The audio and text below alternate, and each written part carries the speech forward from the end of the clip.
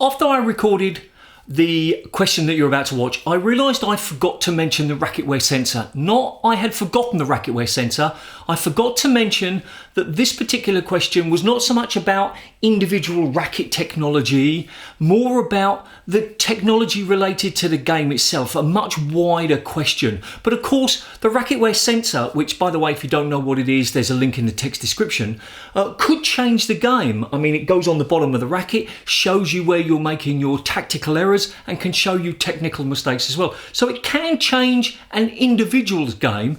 Will it change the game? I don't know. If you want to talk about it, feel free to do that in the comments. But in the following video, I only really talk about ideas related to the game itself. Anyway, let's go watch it.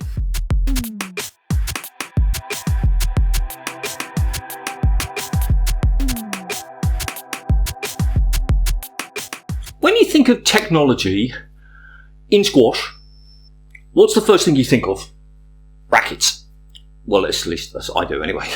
So we think that technology is all about rackets. When was the last time the ball changed?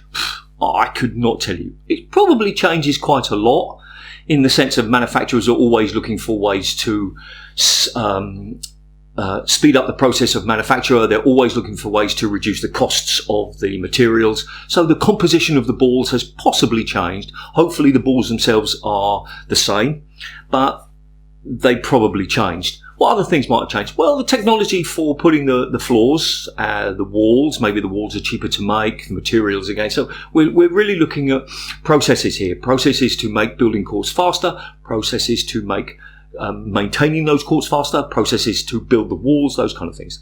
What other technology is there? Well, I suppose besides rackets, there's the shoes. I mean, if you think about those Dunlop green flashes compared to the kind of shoes that we've got now, and I'm not just talking about the colours, I'm talking about the technology behind it. But essentially, it's the same kind of rubber on the sole of the foot, and it's just there to protect your feet.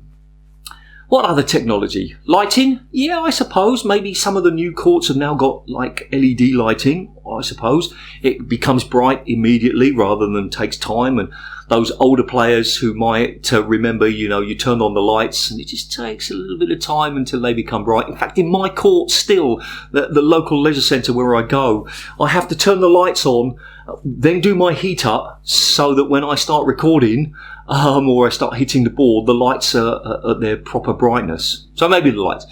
What else? Well, maybe those interactive walls. I don't know if they've got a particular name. Don't know if it's only one brand, where they project something on the wall and there's some sensors along the side and the top or the bottom. I don't know where they are. And you can play games, and that is super cool. It's absolutely fantastic until they come down in price, and sort of pretty much every court has got them. The effect that they have will be fairly limited, but I think that's a fantastic thing, and there's so many things that you could do with that. Can't believe so many things. I'd love to have a go at one of them. What else? Maybe television. You've got the heat maps now, and I don't watch much professional squash because I don't particularly enjoy it on the television. I do watch some, but very, very rarely. So maybe that, maybe some other technologies to do with television. But what about you? You on the court? What has changed? Nothing. Is that a problem? No, I don't think so. I don't think squash is not Formula One. We don't have to have new rules every year, and we don't have to introduce new technologies. But I do wonder what technology could be introduced that would actually make a difference to regular players. Now, the only thing I can think of is automatic scoring. And I think that some places do have scoring. You maybe have a remote or something that goes on your... I don't know. I've seen somewhere where there's like a score, and I'm sure that the players press the button, and that's pretty cool because that could stop a few arguments. I suppose the next thing would be to do with lines. That would be pretty cool if there was a sensor on the lines that told you immediately. And I'm thinking more to do with the cut line for service, maybe the tin, maybe the outlines, stuff like that. Well, it's not stuff like that, it's the only ones left besides the ones on the floor, and how often do you argue about those on the floor? So maybe the lines to stop people arguing. Could there be any other technology that we could think of? I can't think of anything, so that's the question really. It's taken me all the time to get here.